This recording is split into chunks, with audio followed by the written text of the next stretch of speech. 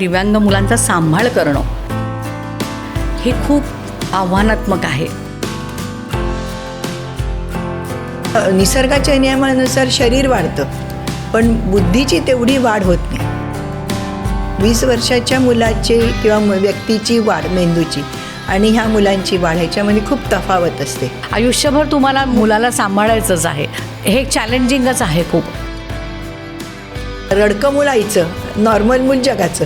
तसं स्पेशल मूल असलं की मग ते आपोआपच आईकडे असतं अटॅच. असं जेव्हा आपण एखादं मूल बघतो तेव्हा पालक म्हणून आम्हाला देखील फार काळजी वाटते, अरे बापरे कसं होणार यांचं.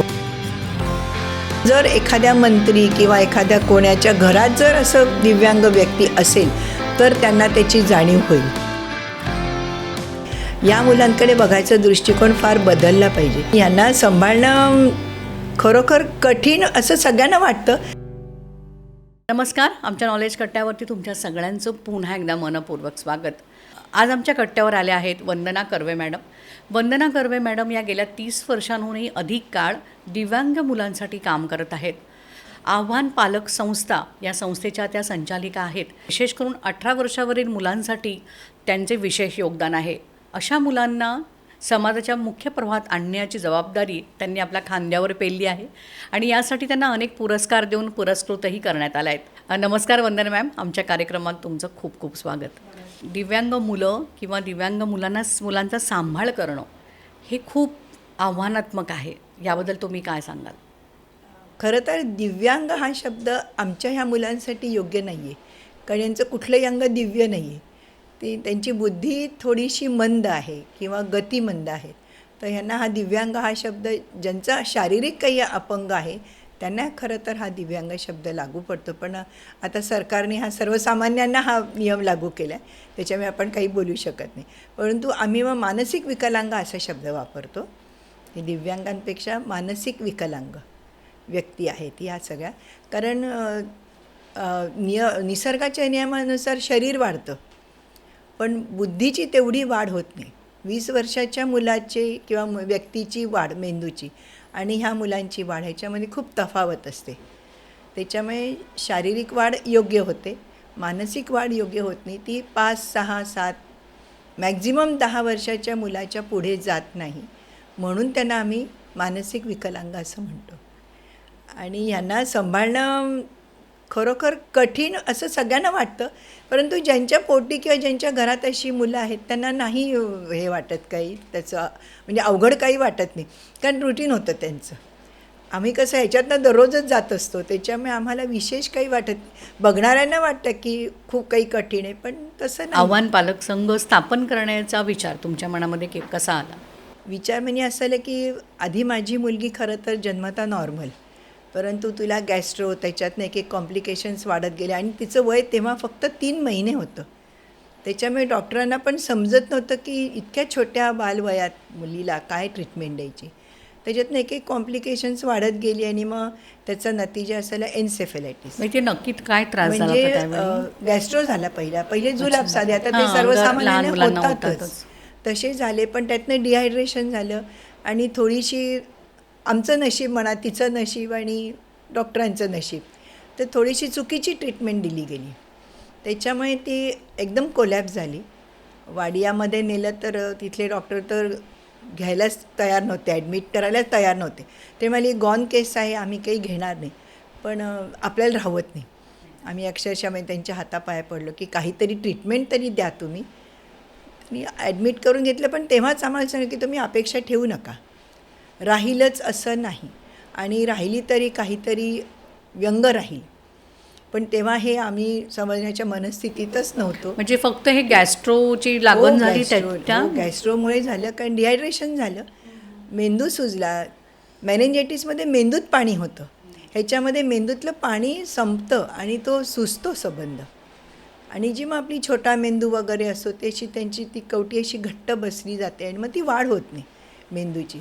आणि हे नैसर्गिक म्हणजे काय म्हणावं, ते नशिबाचा भाग आहे, पण त्याला आपण काही करू शकत नाही. पण आहे त्याच्यावर मात करायला हवी, कारण आहे आपलं बाळ तर आपल्याला ते करायलाच हवं. मग डॉक्टर सांगतील तसे सगळे उपाय करत गेलो, परंतु आमच्या तिच्या नशिबाने खूप व्यंग नाही राहिलं, म्हणजे अपंगत्व नाही आलं. कदाचित डॉक्टर म्हणते तेव्हा ब्लाइंड पण राहील, पण तेही नाही राहिलं. पण स्क्विंट आहे, नजर स्क्विंट होते, बारीक सुई अजून दिसत नाही. मग ते ह्या गोष्टी ॲक्सेप्ट केल्या. मग ह्याच्यावरनं आम्ही मात करत करत तिला स्पेशल शाळेत घातलं. आणि मग 15 वर्षाची जेव्हा ती झाली ना, तेव्हा तिच्या शिक्षकांनी मला सांगितलं की 18 वर्षानंतर शाळा बंद होईल, मग तुम्ही घरी ठेवून काय करणार. आणि हीच अशी नाही, तेव्हा तिच्या इयत्तेमध्ये 3 मुली होत्या. ह्या तिन्ही मुली 18 वर्षानंतर बाहेर पडतील, मग तुम्ही घरी ठेवून काय करणार आहात. म्हणून मग आम्ही विचारलं की याला उपाय काय आहे. तेव्हा ते म्हणे की तुम्ही कार्यशाळा चालू करा. तेव्हा कार्यशाळा म्हणजे याचं आम्हाला कळत नव्हतं की कार्यशाळा म्हणजे काय नक्की. तुम्ही त्या नोकरी करत होतात का? आधी लग्नाच्या आधी करत होते, त्याच्यामुळे थोडासा असं बाहेरच्या जगाचे ज्ञान होतं, पण ह्या फील्डमध्ये काही माहिती नव्हतं. मग त्यांनीच आम्हाला बऱ्याचशा गोष्टी शिकवल्या. मग 18 वर्षानंतर जेव्हा ती आणि हिच्याबरोबरच्या 2 मुली बाहेर पडल्या, तेव्हा माझ्या घरामध्येच सुरू केलं. म्हणजे दुपारी 1 ते 3 महिन्यामध्ये आपणसुद्धा काही काम करत नाही शक्यतो, आपणसुद्धा थोडे रेस्टलेस असतो, निवांत. मग ती वेळ आम्ही योग्य ठरवली, कारण प्रत्येक बाईला घरामध्ये काम असतं.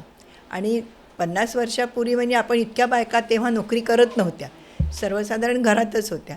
मग त्या दोघी बायकांना हाताशी घेतलं आणि मग आम्ही घरातच माझ्या कार्यशाळा सुरू केली. पण गंमत अशी झाली की तेव्हा एका देवळामध्ये मी बोर्ड लावला होता की स्पेशल मुली जर कोणी असेल तर त्यांनी संपर्क करावा. तर 2-3 आठवड्यात माझ्याकडे 6-7 मुली झाल्या. म्हणजे इतकी तेव्हा गरज होती आणि लोकांना कळत नव्हतं की खरंच या मुलींनी घरी बसून काय करायचं. रोज किती भाज्या निवडणार, रोज काय घरातली कामं करणार, बरं धुणं भांडी तरी किती करणार, घरामध्ये इनवीन 3-4 माणसं काय काम देणार. मग जेव्हा त्यांना कळलं की मी असं काही सुरू केले, तेव्हा खरोखरच खूपच मुली आल्या. माझाही जरा उत्साह वाढला आणि मला पण कळायला लागले की आता मला खरंच काहीतरी करायला पाहिजे. मग परमेश्वराचं नाव घेतलं, त्याला सांगितलं की तूच मला ही मुलगी दिलीस, आता तूच मला मार्गदर्शन कर. मग खरोखर परमेश्वर कृपेने छान मार्गदर्शन मिळत गेलं. बरेच लोक पण चांगले भेटले. पालकांनी खूप मुख्य मला साथ दिली, कारण मी एकटी काही करू शकत नाही. 4 मुलींना एका वेळेला हाताळणं शक्य नव्हतं. म्हणून मग तो पालक संघ जो होता तो मग रजिस्टर वगैरे सगळं व्यवस्थित चॅरिटी कमिशनरकडे रजिस्टर केलं आणि व्यवस्थित काम सुरू केलं. काम सुरू केलं असा अर्थ की मुलींना तेव्हा कळत नव्हतं काय करावं ते. मग साधे प्लॅस्टिकचे मोठे मणी आणले बाजारातनं, ते ओवायला दिले. म्हणजे निदान त्यांचं कोऑर्डिनेशन, डोळे, हात, कलर कॉम्बिनेशन कळलं पाहिजे हे समजण्यासाठी ढिगभर मणी आणून दिले, ओवा. पहिले 2 आठवडे नुसते मणी ओवण्यात गेले. मुली घरी गेले की मी ते रात्री परत सगळे उसवून डब्यात ठेवून द्यायचे, पण रोज देणार काय ओवायला. आणि ते कळलं पाहिजे, चांगलं आलं. हार जरी करायचं साधा मण्यांचा तरी तो चांगला झाला पाहिजे. कुठचंही मणी काही कॉम्बिनेशन असं मला तरी तेव्हा आवडत नव्हतं, अजूनही नाही आवडत. व्यवस्थित आखणी करून लाल नंतर पिवळा मग हिरवा घाल, म्हणजे कलर कॉम्बिनेशनचं छान त्यांना ज्ञान. मग त्यातनं ह्या मुली शिकत गेल्या कलर कॉम्बिनेशन, हा कुठला रंगसुद्धा तेव्हा त्यांना कळत नव्हते, लाल कुठला हिरवा कुठला. मग तो आम्ही प्रत्येक वेळा सांगायचं, हा लाल, हा हिरवा, हा घाल, मग हे 3 घाल, हे 2 घाल, असं करत करत त्यांचं गणित बसवलं त्या हारांचं. आणि आणि मग जेव्हा छान हार झाले तेव्हा आम्ही विक्री करायला सुरुवात केली त्याची. पहिलंच आम्ही विठ्ठल मंदिरामध्ये पहिलेच विठोबालाच हार घातले की तूच हे सगळं कर. पण मग खरंच म्हणजे मला हात चांगला मिळत गेला. या मुलांच्या, या स्पेशल चाइल्ड जे आहेत त्यांच्या ज्या शाळा असतात त्या शाळांमध्ये प्रामुख्याने म्हणजे सुरुवातीला समजा लहान मूल असेल, दिव्यांग मूल असेल, तेव्हा ज्याला आईवडील जेव्हा शाळेत टाकतात तर त्यांना कुठल्या प्रकारचं शिक्षण हे 15 वर्षापर्यंत दिलेलं असतं? ऐकूप्रमाणे ज्या मुलांना येतं त्यांना बाराखडी किंवा आपली मुळाक्षरं वगैरे शिकवतात. पण ज्यांना येत नाही त्यांना ते दट्ट्या पेट्या असतात. हो हो, ऐक्यूप्रमाणे असतात ना. हां, म्हणजे ऐकायला येतं तर बोलता येत नाही. बुद्ध्यांक. काही मुलं चांगली असतात, त्यांना कळतात गोष्टी, मग त्यांना दट्ट्यापेटी किंवा मुळाक्षर गिरवायला किंवा अक्षरांच्या पण पाट्या असतात वेगवेगळ्या, त्याच्यावरनं गिरवायचं त्यांनी. त्याच्यामुळे त्यांची शिक्षण पद्धती पण वेगळी असते. तर स्किल आणि शिक्षक पण त्यांचे चांगले म्हणजे trained वयाच्या असतात. 15 वर्षापर्यंत ह्या मुलांसाठी शाळा असतात? हो हो, 18 वर्षापर्यंत. 18 वर्षापर्यंत 18 शाळा. वर्षापर्यंत स्पेशल स्कूल्स असतात. अच्छा, त्याच्यामध्ये यांना शिकवलं जातं म्हणजे? त्यांच्यात शिकवलं जातं. ज्या मुलांना व्यवस्थित गणित, वजाबाकी, बेरीज, ती मुलं पहिल्या 100रातली करू शकतात सगळं, पण 1000च्या पटीतलं काही येत नाही. तुम्हाला मग 18 वर्षाच्या पुढे जी मुलं मुली आहेत ती तुमच्या संस्थेमध्ये तुमच्या संघामध्ये आहेत, तुम्ही त्यांना वेगळं काय प्रशिक्षण देताय? आता ज्या मुलींचं जसं ऐकू येईल, कोणी पेंटिंगमध्ये चांगलं असतात, भाज्या निवडण्यामध्ये, मणी ओवण्यामध्ये, तोरणं करण्यामध्ये, लटकन करण्यामध्ये, या मुली म्हणजे आम्ही त्यांना ट्रेन देतो. तसं आधी 2-3 महिने बघतो कुठली मुलगी कशामध्ये काय करू शकते. वेगवेगळे त्यांना आम्ही टास्क देतो. काहींना पेंटिंग देतो, काहींना मणी ओवायला देतो. नजर चांगली असेल तर कोऑर्डिनेशन चांगलं असेल तर त्या मुली छान ड्रॉइंग बिंग सगळं छान करतात. मग पेंटिंग काही येत असेल तर ते देतो, मणी ओवायला देतो, व्यवस्थित हार करायला देतो की हे हार कर. मग मुद्दामून त्यांना आधी वेगवेगळे मिक्स मणी करून देतो की पहिले पांढरे हो, लाल हो, म्हणजे आम्हाला कळतं ह्यांना ते ज्ञान आहे का नाही रंगाचं त्याप्रमाणे मग ट्रेनिंग देतो आणि शिकवतो. पण मुली शिकतात, कारण इतके दिवसात त्यांना हाताळायलाही काही मिळालेलं नसतं. मग त्यांना हे सगळं हाताळायला मिळाल्यामुळे त्यांचा आनंद पण वाढतो, उत्साह वाढतो आणि करतात. मग प्रत्येक वेळी तुम्ही एक पालक पण आहात. म्हणजे तुमची मुलगी वसुधा ही गॅस्ट्रोच्या नंतर पूर्ण तिला गॅस्ट्रो झाला आणि पूर्ण तुमचं आयुष्य बदललं. प्रत्येक पालकाची, ज्यांची मुलंही दिव्यांग किंवा स्पेशल चाइल्ड आहेत, प्रत्येकाची जवळजवळ हीच कहाणी आहे. पालकांना याच्यासाठी खूप सॅक्रिफायसेस करावे लागतात. पती पत्नी असेल तर जोडप्यांमध्ये बहुधा आईच असते की जी नोकरी करिअरचा तिला त्याग करावा लागतो. याबद्दल तुम्ही काय सांगा? नाही, खरी गोष्ट आहे. जेवढी आई मेहनत घेईल ना, खरं म्हणजे जेवढी मेहनत आई घेईल तेवढं मूल सुधारतं. म्हणजे आईची बॉन्डिंग असल्यामुळे आईचं जवळजवळ 99% आईचं त्याच्यामध्ये सक्रिय सहभाग असतो. कारण कुठलंही मूल बघा, रडकं मूल आईचं, नॉर्मल मूल जगाचं. तसं स्पेशल मुलं असलं की मग ते आपोआपच आईकडे असतं अटॅच. आणि जेवढी आईला म्हणजे वडिलांनासुद्धा अर्थात माया असते, प्रेम असतं, पण त्यांना चरितार्थ चालवायचं असतो. त्याच्यामुळे वडिलांना कंपल्सरी नोकरी करणंच भाग आहे. त्याच्याशिवाय घर चालणार कसं? मग आईवरती जबाबदारी येते सगळी पूर्ण. काही वेळेला आईसुद्धा कमी पडते, नाही असं नाही, पण 90% स्त्रिया म्हणजे आई याच्यातनं मुलांना बाहेर काढतात, चांगलं शिक्षण देतात. आणि मुलींची तर खूपच जबाबदारी असते, त्यांना मासिक पाळी आहे ते सगळ्या, त्याच्यामुळे आईला ट्रेन करायलाच लागतं मुलांना आणि मुली शिकतात. तसं नाही आहे. यामध्ये जसं नॉर्मली मुलगा आणि मुलगी म्हटलं की हल्ली मुलीच बाजी मारतात. म्हणजे अभ्यासामध्ये म्हणा, सगळ्याच गोष्टींमध्ये मुलीच पुढे असतात. स्पेशल चाइल्डमध्ये सुद्धा हाच पॅटर्न बघायला मिळतो. मुली हुशार असतात, मुलांच्या तुलनेमध्ये मुली हुशार कारण असतात. मुलींना म्हणजे उपजतच काही. नैसर्गिक असतं हे देणगी, की मुली ॲक्सेप्ट करतात सगळं आणि छान ट्रेंड होतात. पालक म्हणून तुम्ही खूप चॅलेंजेस फेस केलेले असतील, कारण सतत म्हणजे, आणि मुलगी म्हटल्यावरती तिला फार त्याच्या फोडासारखं सांभाळावं लागतं सगळ्या. तर ह्याबद्दल तुम्ही काय सांगाल? म्हणजे काही अनुभव तुम्हाला असे आले का की आपण कोणावरती कितपत विश्वास ठेवून म्हणजे काही कामानिमित्त घराबाहेर जायचं असेल तर आज आपण आपल्या आजूबाजूला जेव्हा परिस्थिती बघतो तर तिथे मुलं देखील म्हणजे सुरक्षित नाही आहेत. आजची समाजाची परिस्थिती इतकी बिघडलेली आहे. अशा वेळी असे चॅलेंज चाइल्ड यांना सांभाळणं हे पण तेवढंच म्हणजे खूप खूप कठीण आहे. अशा वेळी पालक म्हणून तुम्ही काय सांगू शकाल?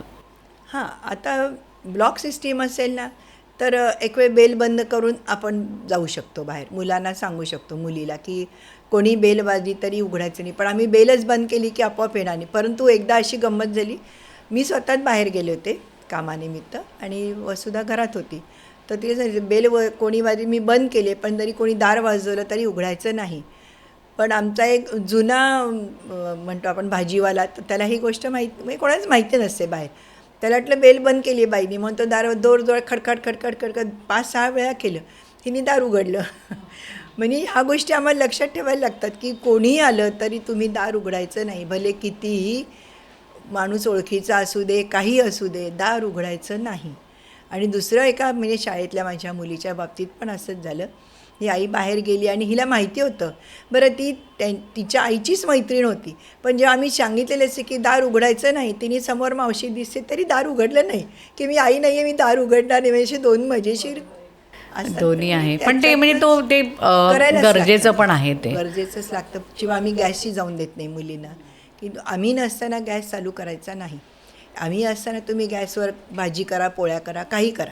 मुलींना येतं करता, ते काही येतं, काहींना नाही येत. पण जेव्हा आई नसेल किंवा घरात कोणी मोठं माणूस नसेल तर गॅस पेटवायचा नाही. इवन कात्री, सुरी, धारदार ह्या गोष्टी आम्ही असतानाच फक्त हाताळायच्या. आम्ही नसताना मिक्सर पण आम्ही नसताना हाताळायचा नाही.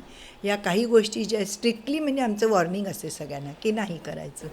या मुलांना जेव्हा तुम्ही प्रशिक्षण देतात, असं वेगवेगळ्या प्रकारचं प्रशिक्षण तुमच्या संघामध्ये दिलं जातं, याच्यामध्ये पालकांचा देखील सहभाग आहे? पालक पण असतात? पालक संघ आहे ना आमचा, त्याच्यामुळे किती पालक आहेत, म्हणजे किती जणांचा ग्रुप आहे? 19 मुली आहेत ना माझ्या, 19 मुली आहेत. 19 पालक. 14 पालक आहेत. काही पालक म्हणजे काही आई पालक नाहीच आहेत. त्याच्यामुळे काही 2 पालक आहेत ते नोकरी करणारे आहेत. त्यांना फी असते वेगळी. मग जे येत नाही, जे पालक येऊ शकत नाहीत त्यांना फी आहे. आता आई नाहीच आहे म्हटल्यावरती काय करणार? पण अशा कन्सिडर करतो. तुम्हाला ते त्याची काळजी तुम्हाला इलाजच घ्यावी नाही. लागते. काळजी घ्या. फक्त त्या दुसऱ्या पालकांना असं अट असते की शाळेतली जबाबदारी आमची, पण रस्त्यात काही झालं तर जबाबदारी आमची नाही, कारण मी किती मुलांकडे बघणार आहे. त्याच्यामुळे शाळेत काही घडलं तर आमची जबाबदारी आहे ती, बाहेर झालं तर काही आमची. तुम्ही मगाशी म्हणालात की तुम्ही फूड कॉम्पिटिशन घेतात या मुलांच्या, वेगवेगळ्या प्रकारच्या स्पर्धा देखील घेतात. या मुलांना एवढा सेन्स असतो का? म्हणजे हे सामान्य व्यक्तींना हे पडणारे प्रश्न आहेत की खरंच, म्हणजे असं जेव्हा आपण एखादं मूल बघतो तेव्हा पालक म्हणून आम्हाला देखील फार काळजी वाटते, अरे बापरे कसं होणार आहे यांचं, म्हणजे. आणि जेव्हा त्यांच्या पालकांना आपण बघतो तेव्हा अजून वाटतं अरे बापरे, म्हणजे आयुष्यभर तुम्हाला मुलाला सांभाळायचंच आहे. हे चॅलेंजिंगच आहे खूप. पण चॅलेंज एवढी ते जन्मापासून स्वीकारलेलंच आहे, पण ह्या मुलांना उलट इतका आनंद वयात होतो. आल्यावरती वेगळ्या प्रकारच्या समस्या असतात मुलांना. जसं तुम्ही सांगितलं की मुलींना तुम्हाला सतत डोळ्यासमोरच ठेवणं आवश्यक आहे. मुलांच्या बाबतीत काय? हो, नाही, मुलांना पण तेवढंच आम्हाला सुरक्षा द्यायला लागते. आणि मुलांच्या बाबतीत पण ते, कारण काही समाजकंटक असे असतात की मुलांचा गैरफायदा घेतात, आणि ते मी बघितले प्रत्यक्ष डोळ्याने. त्याच्यामुळे मुलांनासुद्धा आम्हाला भयंकर म्हणजे सांभाळायलाच लागतं. मग मुलगा असो मुलगी असो, सांभाळायला तर लागतं. आईवडिलांना इलाजच नाही. ते मुलांचे पण जसे मुलींचे प्रॉब्लेम्स आहेत तसे मुलांचे पण तितकेच आहेत. आता तुम्ही त्यांना रोजगाराच्या संधी निर्माण होण्यासाठी वेगवेगळ्या प्रकारचं प्रशिक्षण देत आहात वगैरे, त्याच्यातून यांना रोजगार निर्मितीचे मिळतात? होय होय. म्हणजे काय स्टायपेंड मिळतो त्यांना दर महिना. बोनस असतो, स्टायपेंड असतो. हो, दिवाळी गिफ्ट असते. हां. म्हणजे जसं आपण नॉर्मल ऑफिसमध्ये असतं ना, तशाच सगळ्या गोष्टी. नियम पण आहेत आमचे. 3 लेट मार्क झाला की 1 सुट्टी तुमची जाणार. म्हणजे मग ते व्यवस्थित आलं पाहिजे, रुटीन व्यवस्थित ठेवलं पाहिजे, वेळ पाळली पाहिजे. ह्या ज्या शिस्तीच्या ज्या गोष्टी आहेत ना, त्या या सगळ्या मुलांना आहेत. गेल्या 30 वर्षांपेक्षा अधिक काळ वसुधाचा सांभाळ करतच आज स्वतःच्या लेकीबरोबर इतरांच्या लेकींच्या आणि लेकरांची पण तुम्ही काळजी घेतात. तुम्ही आता सगळ्यांच्या आई झालेल्या आहात. ह्या सगळ्या मुलांची काळजी घेताना तुमच्यातली आई, तिला काय वाटतं, देवाकडे काय मागावंसं वाटतं या मुलांना बघितल्यावरती? मी देवाला सांगेन की जर असं तुला मूल कोणाला द्यायचं असेल तर त्या आईला आधी सशक्त ठेव. ती सशक्त असेल तर सगळं निभावलं जाणार. इवन वडील पण वडिलांचा भार थोडा कमी असतो. परंतु काय होतं, आता जेव्हा आम्ही वयस्क होतो, आता मी थोडं 70च्या पुढेच आहे, त्याच्यामुळे नॅचरली आता आमचं वयोमानानुसार शिथिल होतात काही काही गोष्टी. मग तिचे वडील पण तेवढेच वयस्क आहेत. पण आता काय होतं असं की आता दोघांनी मिळून सांभाळावं असं वाटतं. तेव्हा कसं उमेदीच्या काळात आई सरून जाते, वडिलांना नोकरीनिमित्त बाहेरच राहायला लागतं. आता वडील घरात असल्यामुळे त्यांनाही समजतात अडचणी आता काय आहेत आणि आपण कसं त्याला फेस करायला पाहिजे. म्हणजे जशी ही मुलं वयाने वाढतात तशी आम्ही वाढल्यानंतर आमच्यावरती ही पण जबाबदारी की स्वतःला पण सांभाळायचे आणि त्यांना पण सांभाळायचे. पण काही वाटत नाही आम्हाला, त्याचं रुटीन झालं आहे आमचं रोजचं. आणि म्हणजे आईला तर खूप कष्ट घ्यायलाच लागतात. त्याच्यामुळे जर उद्या कोणी म्हणजे परमेश्वराला मी सांगितलं की अशी कोण तुम्ही निर्माण करणार असाल मुलं, शक्यतो करू नका, पण इलाज नाही, ते निसर्ग आहे, तो काही होणार, तर आईला सशक्त ठेवा आईवडिलांना. परदेशामध्ये अशा मुलांसाठी बऱ्याच सोयी सुविधा केलेल्या असतात. आपल्या देशामध्ये तितकं त्याला गांभीर्याने घेतलं जात नाही. आईवडिलांची जबाबदारी म्हणून तिथेच तेवढंच ते मर्यादित असतं. याबद्दल तुम्ही काय सांगाल? तुम्ही म्हणजे सरकारी पातळीवरती देखील तुमच्या कामाची नोंद घेतली जाते, तुम्हाला पुरस्कार दिले गेलेले आहेत. मिळतात, पण सामाजिक मिळतात. गव्हर्नमेंटकडनं अजून तसं मिळत नाही. आणि तितकं, आणि खरं म्हणजे जर एखाद्या मंत्री किंवा एखाद्या कोणाच्या घरात जर असं दिव्यांग व्यक्ती असेल तर त्यांना त्याची जाणीव होईल. म्हणजे देव न करो कोणाला अशी मुलं न होत, पण या मुलांकडे बघायचा दृष्टिकोन फार बदलला पाहिजे. ठिकठिकाणी कार्यशाळा पाहिजेत. आता महापालिकेने उत्तम केले की जवळजवळ 20 वॉर्डमध्ये ह्या शाळा आहेत. स्पेशल शाळा 20 वॉर्डमध्ये आहेत. परंतु पुढे नाही आहे ना काही. 18 वर्षानंतर घरी बसा. पण मग जर महापालिकेने आमच्यासारख्या संस्थांना बरोबर घेऊन जर पुढे ह्याच मुलांची कार्यशाळा चालू ठेवली, वर्कशॉप जो आम्ही चालवतो, तर तिथलीच मुलं तिथे जातील ना. म्हणजे रोजगार त्यांना पण मिळेल. कारण प्रत्येक ठिकाणी माझ्यासारखी प्रत्येक ठिकाणी आई असेलच असं नाही. आणि आताच्या तर आयांना नोकरी करणंच भाग आहे. नवीन पिढीला शक्यच नाही आहे की घरी बसून सांभाळतील. मग क्रश पण पाहिजेत, मग ते वेगळे पाहिजेत. म्हणजे ह्या सगळ्या गोष्टी एकात एक गुंफलेल्या आहेत की त्यांना शाळा पाहिजे, क्रश पाहिजे, मॉन्टेसरीपासून पाहिजे. मग हे गव्हर्नमेंटनी बघायला पाहिजे किंवा महापालिकेने बघायला पाहिजे. जशी शाळा आहे तसं क्रश पण चालू ठेवा ना. काही काही कंपन्यांमध्ये असतात बघा. हो आहे ना. आहे. आता तर पुष्कळ मध्ये बऱ्याच कंपन्यांमध्ये. ठिकाणी म्हणजे सरकारी नियम पण होता की म्हणजे मला वाटतं सरकारी कर्मचाऱ्यांसाठीच येते महिला कर्मचारी, तुमचं बाळ तिथे सांभाळलं जाईल म्हणून वगैरे. मग तसं जर असं दिव्यांग एखादं बाळ असेल तर त्याला पण सांभाळणं बघे. पण मग त्याला ट्रेनिंग पाहिजे, ट्रेन नर्स पाहिजे किंवा ट्रेन व्यक्ती पाहिजे कोणीतरी. म्हणजे याच्यासाठी पुन्हा सरकारी पातळीवरती सगळी उलाढाल व्हायला पाहिजे. या गोष्टी व्हायला पाहिजेत आणि याची जरूर आहे, खूप अत्यंतिक जरूर आहे या गोष्टीची.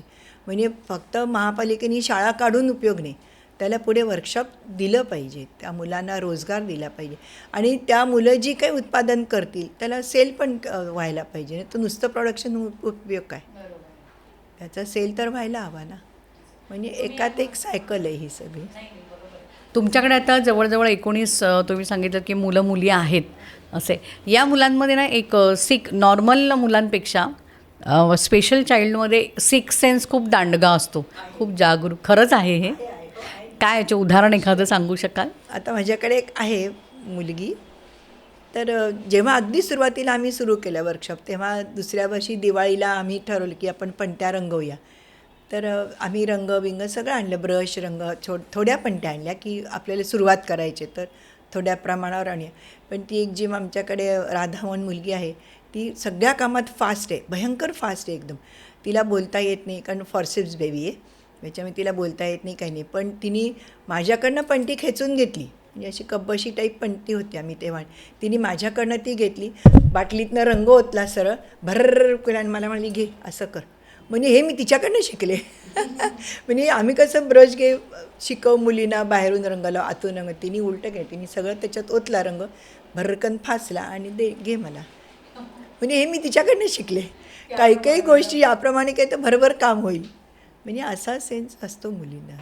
ज्यावेळी अशी मुलं वयामध्ये येतात तर ते पालकांसाठी सगळ्यात मोठं आव्हान आहे, सगळ्यात मोठी चॅलेंज आहे, विशेष करून मुलींच्या बाबतीमध्ये असं. तर तुम्ही पालकांना काय सल्ला द्याल की ज्यावेळी अशी मुलं जेव्हा वयात येत असतात किंवा वयात आलेल्या अशा मुलांना कशा पद्धतीने तुम्ही सुरक्षित ठेवू शकतात? कारण 24 तास पालक मुलांना सोबत घेऊन जाऊ शकत नाहीत. नोकरी नोकरी तर आवश्यकच आहे, कारण या मुलांना सांभाळणं, या मुलांसाठी खर्च म्हणजे खर्च पैशाची गरज आहे. तर अशा वेळी एक पालक म्हणून तुम्ही काय सल्ला द्याल? नाही, आईला तर मुलांना ट्रेन करणंच भाग आहे. मुलगा असो पण मुलासुद्धा मुलांच्या बाबतीत पण ह्याच गोष्टी आहेत. बऱ्याचशा गोष्टी अशा आहेत, पण फक्त मुलांच्या बाबतीत वडील पालक सांगू शकतो. आणि मुलींच्यासाठी आईला, म्हणजे आईला सक्षम राहायलाच पाहिजे. जरी ती नोकरी करत असली तरी तिने मुलीला ट्रेन हे करायलाच हवं की आपण कसं वागायला पाहिजे, कसं ठेवायला पाहिजे, कसे कपडे घातले पाहिजे. या मुलांना समजतं आपण सांगितलेलं सगळं? होय होय, सगळं समजतं. हो हो, म्हणजे त्या पद्धतीनेच सांगायला लागतं, सोप्या भाषेमध्ये सोप्या पद्धतीने सांगायला लागतं की हे असंच होतं, मलाही झालं, ताईला पण झालं, आईला आजीला पण झालं. मग आम्ही घरातल्याच आपल्या भगिनी ज्या असतात त्यांना सगळ्यांना सांगतो की तुम्ही पण तुमचे अनुभव मुलींना सांगा की हो आम्हाला पण असं होणार नाही, असं नाही. विशेषतः पिरियडमध्ये की असं होतं, शारीरिक वाढ होते आपली, ती पण मुलींना आम्हाला सांगायला लागते की वाढणार असं. मग काही चित्र दाखवून, काही फोटो दाखवून, मॅगझिनमधलं काही दाखवून, असं ब्रा वापरायची का वापरायची ते पण सांगायला लागतं. पण हे सोप्या शब्दात त्यांना सांगितलं ना पटतं. पण फक्त 2-3 महिने सतत सांगायला लागतं, एकदा सांगून नाही समजत. काही काही आपल्या पण मुलींना 2-3दा सांगायला लागतं. तसं या मुलींना 2-3 महिने एकच गोष्ट सांगितली, मग त्यांच्या डोक्यात पक्की बसते, मग त्याच्यात बदल नाही होत. मग एकदा त्यांना कळलं की मग आपण सुटलो. पण ते पहिले 2-3 महिने आईला वडिलांना कष्ट असते. असं या मुलांमध्ये एक आक्रमकता पण खूप असतात. त्या व्हायलंट होतात कधी कधी. अशा वेळी मग तुम्ही ऑलरेडी इतक्या मुलांना सांभाळतायत म्हणून मी तुम्हाला विचारलं की मग अशा वेळी या मुलांना तुम्ही कसं हँडल करता? आणि दुसरं लगेच त्यांना आम्ही दुसरं काहीतरी दाखवतो. समजा एखाद्या मुलीला तर ज्यांना त्यांचं मन डायव्हर्ट करायचं दुसऱ्या गोष्टीमध्ये, काहीतरी खाण्याचं द्यायचं, एखादं पाणी प्यायला द्यायचं, किंवा मला तू हे आणून द्या. आता मी तिथे बसे खुर्ची सांगते, एखादी मुलगी व्हायलेन देते, मी तिला बोलते इकडे माझं काम आहे तुझ्याकडे. काय वंदना ते काय काम आहे? अगं मला जरा पाणी आणून दे ना. म्हणजे जो काय प्रकार झाला असेल त्यातून तिला बाहेर काढून नुसतं पाणी आणून दे सांगायचं, काम दुसरं काही द्यायचं नाही. लगेच सांगते, बघ वंदना त्यांना मी आज पाणी दिलं, त्यांना किती आनंद झाला. मी म्हटलं मग मी सांगते, हो तू पाणी दिलं, माझ्या घशाला कोरड पडली होती, खूप बरं वाटलं. मी आपोआप ते चेंज होतं, ॲटमॉस्फिअर पटकन चेंज होतं. किंवा मी दुसऱ्या सांगते, हिला बोलावं त्या बाजूला, इथे नको. समजा मला कोणी त्रास देत असेल, माझ्या कामात लुडबुड करत असेल, तर मी खून करून सांगते दुसऱ्यामुळे, हिला जर तिकडे घेऊन जा. मग ती चल आपण तिकडे, आपण चल पटकन वाल सोलूया, किंवा आपण मणी होऊया, किंवा मला हा रंग कळत नाही आहे, सारखा आहे का बघ. नुसतं एवढंसं चेंज केलं तरी त्या मुलींच्यात लगेच तो बदल होतो. काही मुली धुमसत राहतात, नाही असं नाही, पण त्यांना आम्हाला तेव्हा त्यांना शिक्षा पण करायला लागते. बाहेर उभं करी, छोट्या गोष्टी असतात, पण त्या वय असल्यामुळे त्यांना त्या खूप वाटतात. बाहेर उभं करीन, उन्हात उभं करीन, आईला नाव सांगेन, पोलीस दादांना बोलवीन, अशा काही त्यांना थोड्याशा फार धमक्या दिल्या की मग. म्हणजे मोठ्या शरीरामध्ये दडलेलं हे छोटं मन आहे, याला सांभाळणं पण तेवढंच हाताळणं खूपच हे कठीण, खूप नाजूकपणे त्यांना तुम्हाला हँडल करावं लागतं. बाहेरच्या जगापासून, बाहेरचं जग वेगळं आहे. आता ही मुलं ह्यांच्याच जगामध्ये असतात, पण जेव्हा बाहेरची मुलं यांना भेटतात, मैत्री करताना किंवा एक्झिबिशन जसं तुम्ही करतात प्रशिक्षणाच्या वेळी, काय रिॲक्शन्स असतात ह्यांच्या आणि त्या मुलांमध्ये काय असतात? नाही काय, पहिल्यांदा काय होतं, सगळी मुलं जरा साशंकतेने बघतात, ते कोण आहेत का असं बघतात. आता आम्ही जर दुसरीकडे नेतो जेव्हा आमच्या मुलांना, तेव्हा छोटी छोटी जी मुलं असतात ना, त्यांना पण बरोबर नॅचरल हे कोण आहे, अशी का करते, असं का बघते, असं उत्सुकता असते त्यांना, पण ते क्युरियोसिटी असते की का अशी ही मुलं आहेत, त्यांना समजत नसतं. आता परवाच उदाहरण, मी आता बाहेरगावी गेले होते, तर माझ्या नात्यामध्ये एक लग्न होतं, तर दुसऱ्या अपोजिट वधूपक्षाकडनं जी छोटी छोटी मुलं आली ना, ते सगळ्यांनी बघत होते विचारकडे, ती अशी का बघते, ती अशी का बसली, ती अशी का खाते, म्हणजे त्यांना ते जाणवतं. मग आम्ही त्यांना सांगतो की हां आपण ना ह्यांच्याकडे असं करूया, तू पेढा दे बरं, ती बघ पेढा घेते का, की हिला सांगते तू पेढा दे त्यांना, म्हणजे कुठून तरी कोऑर्डिनेशन वाढवायचं. म्हणजे मग त्यांच्या मनातलं हे भीती म्हणा एक प्रकारची किंवा क्युरियोसिटी घालवायची. मग त्याच्यावर मोठी मुलं असतील त्यांना समजतं जरा, पण त्यांना सामावून पण घेणारी मुलं आहेत खूप चांगली, काही चिडवणारी पण आहेत. समाज आहे ना, सगळ्या प्रकारची लोकं भेटतात. इलाज आम्ही त्यावेळेला मुलांना बाजूला घेतो की चिडवण्याचे जर काही प्रकार होत असेल तर आम्ही दुसरीकडे घेऊन जातो की तिथे थांबण्यात काही अर्थ नाही आपल्याला. म्हणजे त्यांच्या मनावर तर तो उलटा परिणाम होण्यापेक्षा त्यांना डायव्हर्ट असं करतो, दुसऱ्या खोलीत घेऊन जातो, दुसरीकडे घेऊन जातो. बरं, हो नाही अगदी बरोबर आहे. जसं तुम्ही म्हणतात की ह्या मुलांसाठी शाळा होणं, प्रशिक्षण म्हणजे अजून देणं यांना गरजेचं आहे. सरकारने पण पुढाकार घेतला पाहिजे, पण तितकं हे नाही. तुम्ही काही प्रयत्न केले तुमच्या संस्थेतर्फे? केले प्रयत्न, पण सरकारचे नियम पण तसे कडक आहेत. कडक म्हणजे जरा कठीण आहेत आम्हाला. आता एका मुलामागे 40 फूट जागा पाहिजे. आता आपल्या मुंबईमध्ये अशी जागा कुठे मिळेल, शक्यच नाही मिळणार. त्याच्यामुळे आणि मग आपल्याला जर काही करायचं असेल तर आपल्या मुंबईच्या बाहेर जाऊन करायला पाहिजे. मग एवढा वेळ आणि एवढा पैसा आणि आपलं कुटुंब सोडून तिथे संबंध जाऊन करणं व्यवस्थित. सरकार देते, जागा देते, पण ते मुंबईच्या बाहेर. अच्छा, मुंबईसाठी जागा नाही आहे? नाही, मुंबईत जागाच नाही. तुमचं कार्य हे आता जे आहे आव्हान पालक संघाचं, हे मुंबईपुरतंच मर्यादित आहे की मुंबईत? पण आम्ही बाहेरगावी जातो ना, स्टॉल्सना वगैरे. हो, ऑर्डर्स घेतो बाहेरच्या. आता आमच्या संस्थेमध्ये ज्या गुढ्या बनवतात ह्या मुली, दरवर्षी गुढ्या बनवतात. चीन आणि पाकिस्तान हे 2 देश सोडले तर अख्ख्या जगभर आमच्या गुढ्या गेलेल्या आहेत. आणि आम्हाला बाहेरून त्यांचे मेसेज पण येतात की तुमची गुढी आज न्यूयॉर्कला गेली आहे, खूप आवडली सगळ्यांना, पुढच्या वर्षी मिळतील का. आम्ही हो सांगतो, कारण येणारे लोक असतात की नाही मध्ये डिसेंबर जानेवारीमध्ये, ते लोक मग गुढ्या घेऊन जातात. त्याच्यामुळे जगभर आमच्या वस्तू पसरलेल्या आहेत सगळ्या.